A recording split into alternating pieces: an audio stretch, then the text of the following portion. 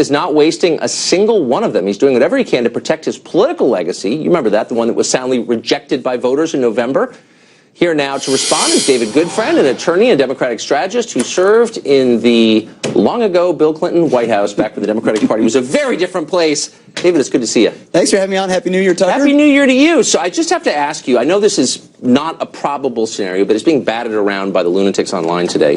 And that is a recess appointment of Merrick Garland to the Supreme Court. So tomorrow, Congress goes back into session, and the Speaker gavels it out at the end of the 114th. There's a 5-minute intercession between the two, the intercession recess it's called, and then he gavels in the 115th. The idea is that in that period, the president could make a recess appointment of Supreme Court justice. Will he do that? I don't think so. But I think it's an interesting theory. It suggests that would President Obama exercise every last ounce of executive authority that he has, including doing recess appointments. But I think, by and large, presidents have avoided doing that for Supreme Court justices for good reason. I mean, there is a congressional, a Senate process for reviewing and consenting on a nominee, and I think that's going to happen here. I will say that I think it was rather pugnacious of the Senate Republicans not to even hold hearings on the president's nominee, which is just part of our constitutional process. It was pugnacious. I think they should have had hearings and held a vote and voted against it. Yeah, maybe so. Maybe so. And yet voters, with that in mind, voted for the Republican anyway and elected him president. And I guess that's the point. So rather than pausing in the aftermath of this kind of amazing election outcome that nobody expected, least of all President Obama, and asking, what are voters trying to tell us? He's moving forward as if the last election ratified his policies and gave him another mandate. So he's done all these things, restricted leasing in the Arctic and Atlantic Oceans, dismantled this tracking system for Muslim visitors to our country, instituted sanctions against Russia, protected 1 million acres of land in the western states against the will of those states. Nobody voted for any of these things. Well, unfortunately, Tucker, the way our Constitution works is we have one president at a time. No, I know. And executive actions can be easily undone by an incoming president. It's not like you're passing a law that then has to be overturned or overcome by another Congress. I think what's going on here, frankly, we have in this country a system of laws for getting regulations in place. Right. Forgive me for going all law professor on you, but I think it's really important.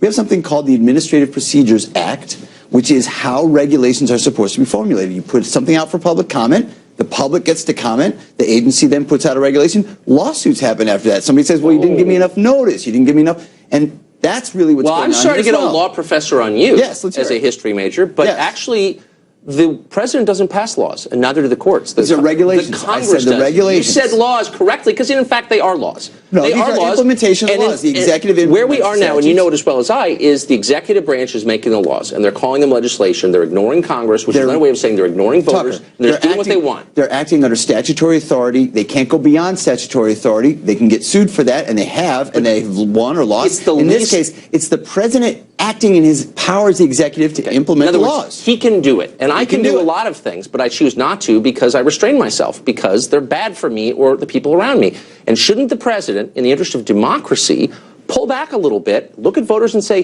what were you trying to say? Clearly you didn't love Obamacare. Clearly you didn't love my climate policy, because if you did, you would have elected my successor, Hillary Clinton. So if, under that logic, the Republicans should have held those hearings on Merrick Garland, the Supreme Court justice, they should have brought up for a vote, but they didn't. So why don't you give that message to Ms. McConnell? I think that's a fair point. I mean, I think it's a fair point. Maybe they should have done that, but I'm talking about right now.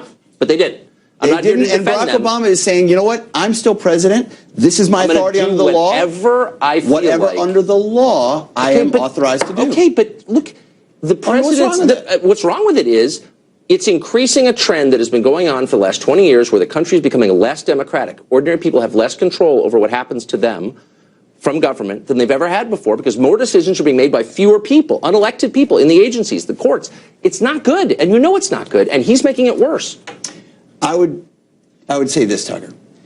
The people who voted for Barack Obama in overwhelming numbers, got a president for 4 years.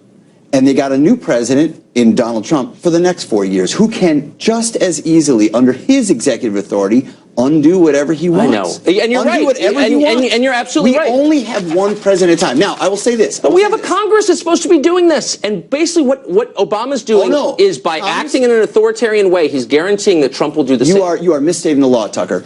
Congress makes the laws, the president enforces them. These are regulations under statutory authority. If Congress wanted to undo them, Tucker, you know very well they could pass a law to undo them. They don't. And because they're cowards. Okay, but basically, that's true. No. We can agree on that. Let's agree on that. They're cowards. On that, David, thank you.